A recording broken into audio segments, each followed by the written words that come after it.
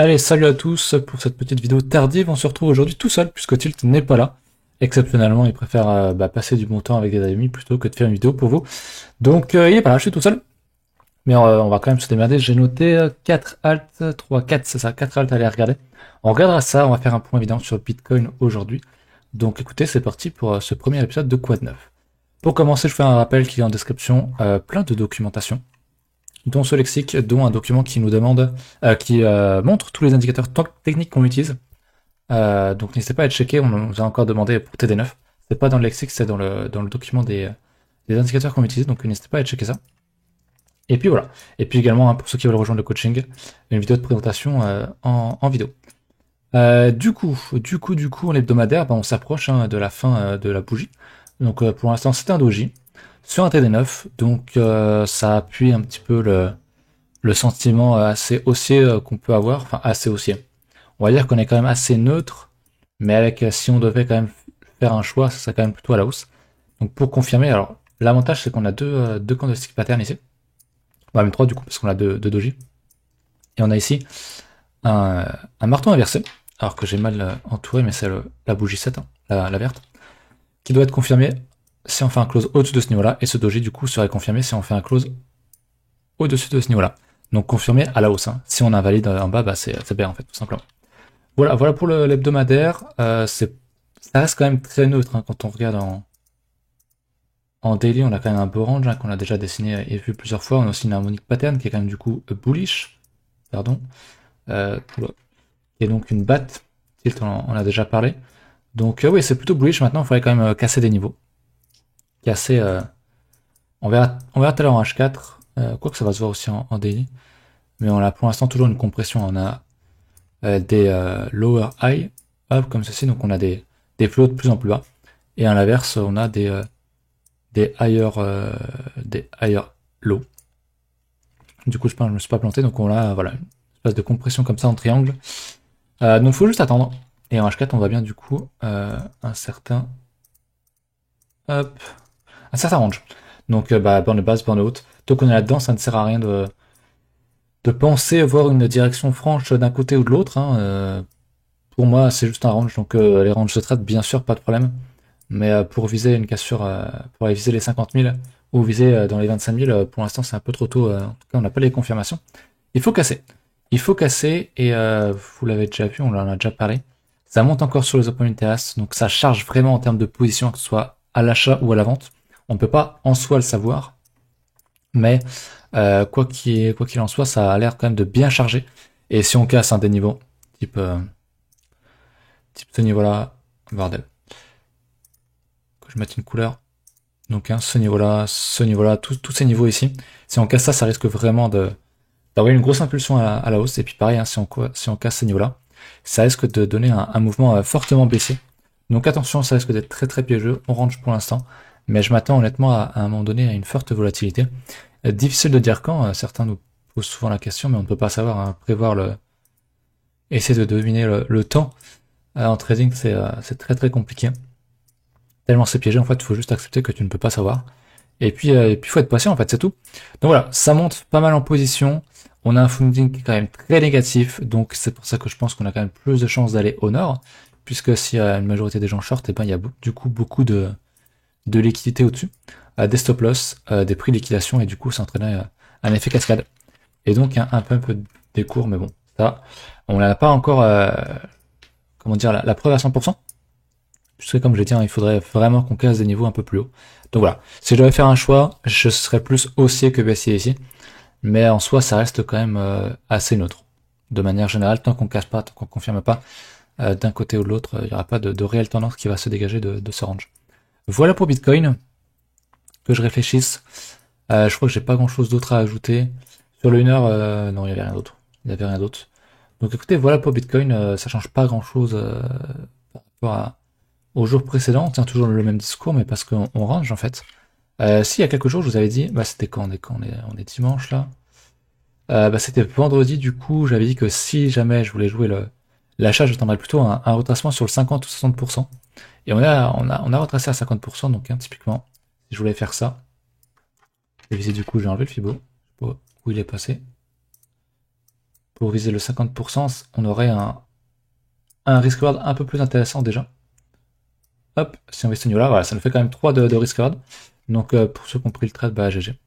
S'il passe, puis même s'il passe pas, c'est pas grave, un bon risk-reward. Avec selon moi un win rate qui est quand même assez intéressant. Et je dirais quand même bien 60% de chance pour qu'on aille en haut, c'est mon biais, donc on verra si j'ai raison plus tard, mais pour moi il y a peut-être un trade à pré-shot dans ces eaux-là si c'est bien fait. Voilà. Au niveau des alts, je vous avais parlé donc de TFUL depuis un petit moment, qui avait un momentum qui était quand même fortement haussier. On a cassé cette grosse zone hein, de résistance qui est maintenant sert de support, qui a vachement bien servi de support. Si on zoome en H4, il y a peut-être des signaux. Un TD9, des divergences haussières cachées, donc il y avait sans doute un trade à prendre dans cette zone. Mais franchement, TFUL et quelques rares autres altcoins sont quand même vachement impressionnantes. Elles sont sur le point de faire un nouvel ATH. Bah, d'ailleurs, elle a fait un nouvel ATH, un TFUL. On était à 0,57, on est monté à 0,6 au moins, j'imagine. À 0,68, donc 0,67, 0,68. Donc voilà, gros momentum haussier, TFUL, pour la continuation de tendance, pour faire de l'intraday. Vous avez petits swings, franchement, c'est top. C'est top, c'est top, parce qu'il y a enfin un truc qui monte. J'avais noté aussi le Quant. Alors peut-être plutôt ici le Quant. Voilà, le Quant, pareil. Hein. Si on regarde en hebdo, extrêmement solide à la hausse. On va regarder en daily. Il avait un peu le même profil que le TFL lui, hein, avec une grosse résistance ici. Mais vraiment un gros niveau résistant, enfin incroyable quoi. Une touchette 2, 3, 4, 5. On peut compter ça comme 6. Voilà, 7. On casse, on réintègre, donc fake out. 8, 9 et on casse enfin.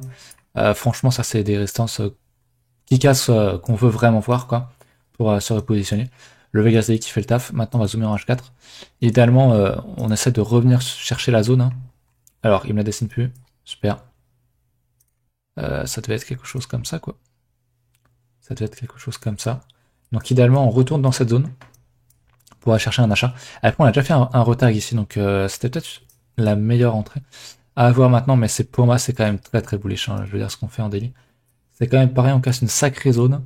Alors, bien sûr, on peut encore faire à nouveau un fake out, hein, comme on l'a fait ici, on pourrait très bien faire ça. Mais je pense qu'en termes de risk-reward, acheter un petit retracement avec un stop, admettons ici, et une target dans le coin, ça fait quand même un bon risk-reward. On va regarder d'ailleurs en termes de risk-reward, qu'est-ce que je fais là? On va regarder avec un Fibo. Fibo, je le tracerai comme ça, moi. Alors du coup, il faut que je le trace à l'envers. Je vais prendre le niveau haut ici, hop, le niveau bas.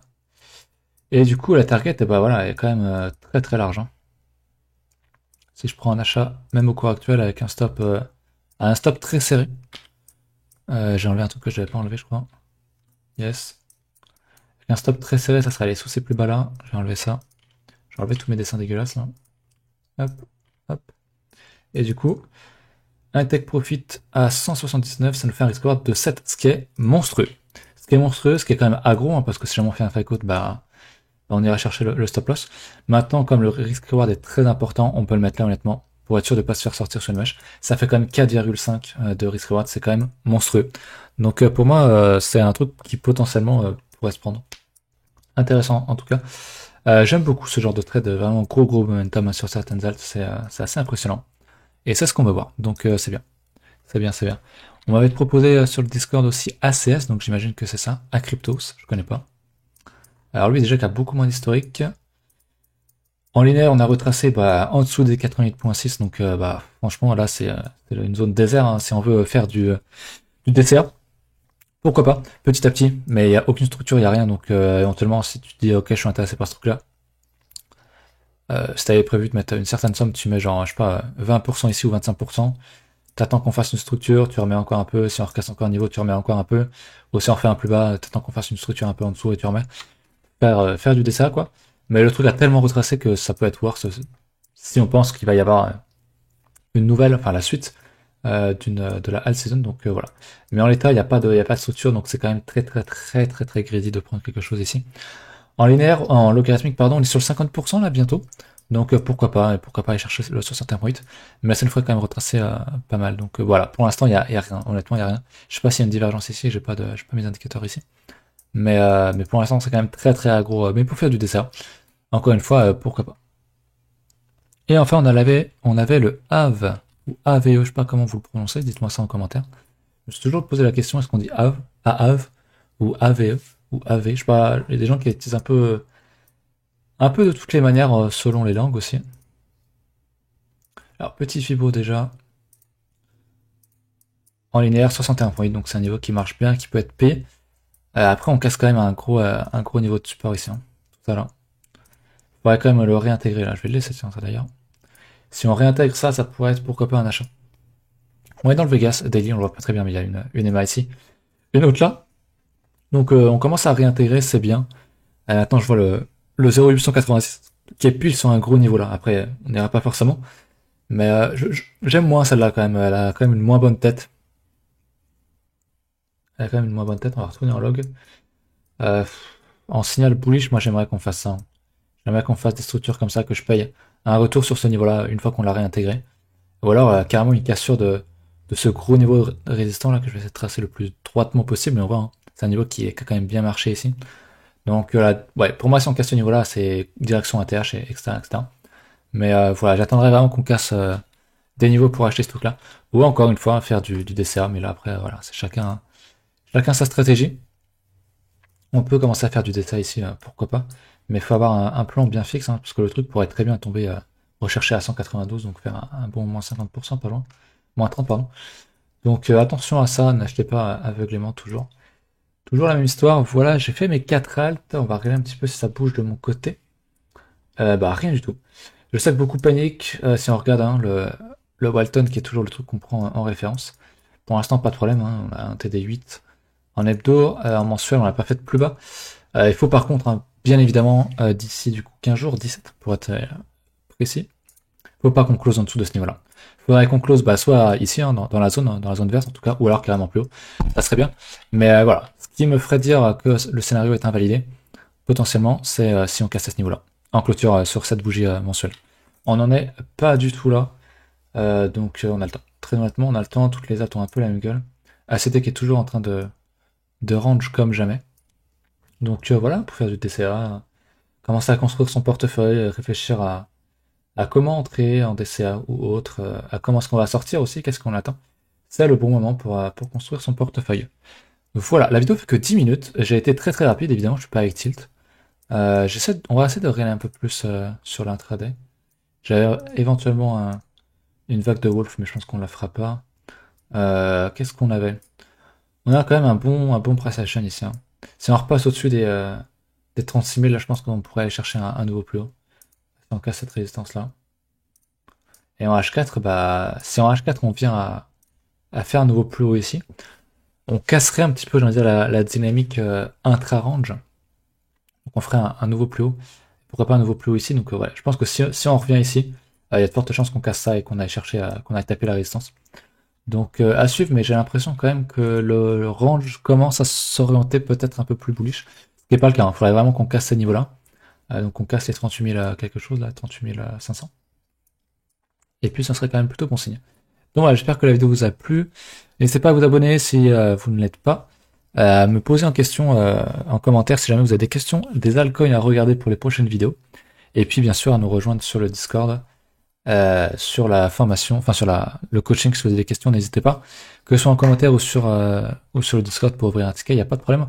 On est là, on répond aux questions, donc n'hésitez pas. Voilà, je vous laisse là-dessus, j'espère encore une fois que ça vous a plu. C'est plus court que d'habitude, mais je pense que c'est pas un mal, hein, parce que d'habitude, les vidéos du dimanche, elles durent 35 minutes, c'est assez long. Donc voilà, je vous laisse là-dessus, à une prochaine. Ciao.